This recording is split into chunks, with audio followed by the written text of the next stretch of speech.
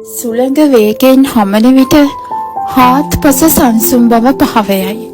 අතු කඩා වැටේ බොහෝ දේ විනාශ වේ. දැඩි සුළඟ පහව ගිය පසු සියල්ල නැවත සංසුන් වේ. නමුත් බියත් වේදනාවත් හදවතේ ඉතිරි වේ. මොකද්ද මේ? කෝපය, තරහව, එහෙමත් නැත්නම් වෛරය. ජේසුස් පිහිටයි සියලුම දෙනාට. අපි බලමු අද දවසේ දෙවියන් වහන්සේ අපිට මොනවද කියන්නේ කියලා. කෝපයත් තද සුළඟක් වගේ නේද? බලවත් ඒ වගේම විනාශකාරී බලවේගයක්.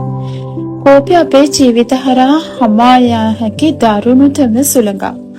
නැත්තම් දරුණුතම කුණාටුවක්. බිඳුණු සම්බන්ධතා, රිදවෙන හැඟීම්, හානි වූ හදවත් මේ තුලින් ඉතුරු වෙනවා.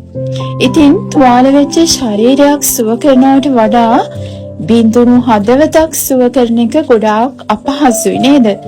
ඒක කරන්න පුළුවන් එකම එක කෙනාටයි. ඒ තමයි අපේ සර්ව බලධාරී දෙවි පියාණන් වහන්සේ. ලෝක 6 වෙනි පරිච්ඡේදයේ 45 වෙනි පදයේ මෙහෙම කියනවා. යහපත් මනුෂ්‍යයා තමාගේ සිතෙහි වූ යහපත් සම්පතෙන් යහපත් දේද, නපුරු මනුෂ්‍යයා නපුරු සම්පතෙන් නපුරු දේද පිටතට ගෙන එන්නේය. මක්නිසාද මුඛය කතා කරන්නේ සිතේ පූර්ණ කමෙන්ය.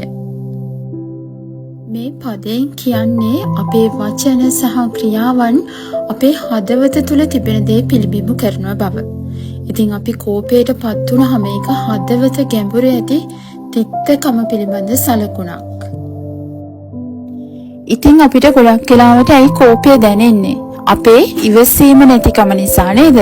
නැත්තම් අපට යම්කිසි කෙනෙක් සවන් නොදෙන නිසා. එහෙම නැත්තම් අපි තුල සවන් දීමේ ගුණාංගය නැති නිසා. ඉතින් අපිට කෝප වෙන්න හරිම පහසුයි. කෝප වෙන තැනැත්තට ගැටුමක් ඇති කිරීම ඉතාමත් පහසුයි. නමුත් ඉවසන තැනැත්තා මොකද කරන්නේ? වෙන්න යන ලොකු විනාශයක්, ලොකු ආරවුලක් සමනයට පත් කරනවා. දෙවියන් වහන්සේගේ වචනේ තියෙනවා කෝපය ඊළඟ දවසට අරගෙන යන්න එපා කියලා. ඉතින් අද ගැටුමක් ඇති වුණාද, අද වේදනාවක් ඇති වුණාද, අද තිත්තකමක් ඇති වුණාද, ඒක ආයේ හෙට දවසට අරගෙන යන්න එපා. කෝපය සමග පොරබදින්න. ඒක කොහොම හරි මැඩපවත්ව ගන්න.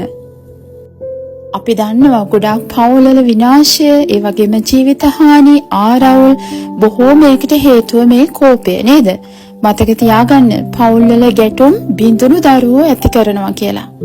ඉතින් ඔයාට කෝපයක් දැනෙනකොට ඇයි මේ කෝපය මට ඇති වෙන්නේ කියලා ඒක අඳුරගන්න. ඊට පස්සේ එකෙන් මදකට ඉවත් වෙන්න. ඔයා යාක්ෂා කරන්න. මේ හේතුව මොකක්ද කියලා හොයලා බලන්න. ඔයාගේ හදවතින්ම විමසන්න. ඊට පස්සේ සමාව හොයන්න. ඔයාගේ කෝපය පාපයට මඟ පාදනකොට අනිත් අයගෙනුයි දෙවියන් වහන්සේගෙනුයි සමාව ඉල්ලන්න දෙවරක් හිතන්න එපා. ඉතින් දෙවියන් වහන්සේගේ තෝරගත්තු සෙනගක් විදියට අපි ප්‍රේමයෙන්, අනුකම්පාවෙන්, කරුණාවෙන්, හිතමානීකමෙන්, ඒ වගේම මෘදුකමෙන් සහ ඉවසීමෙන් ඉන්න ඉගෙන ගන්න ඕනේ නේද?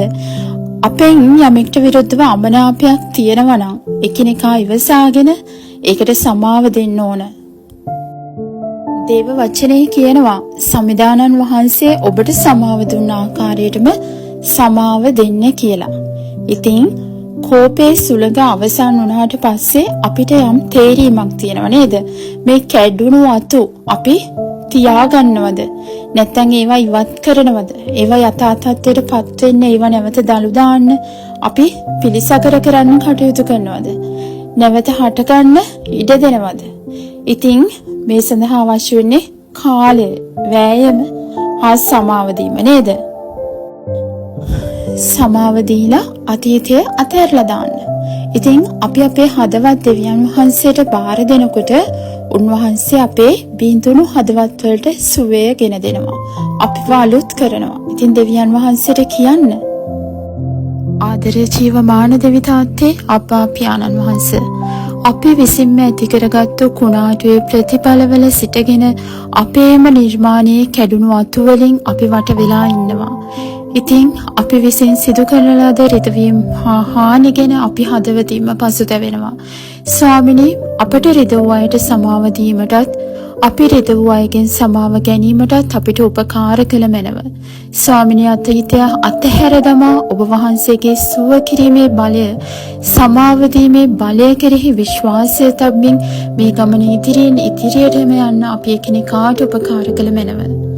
ආමේන්. ජේසු පිහිටයි සියලුම දෙනාට.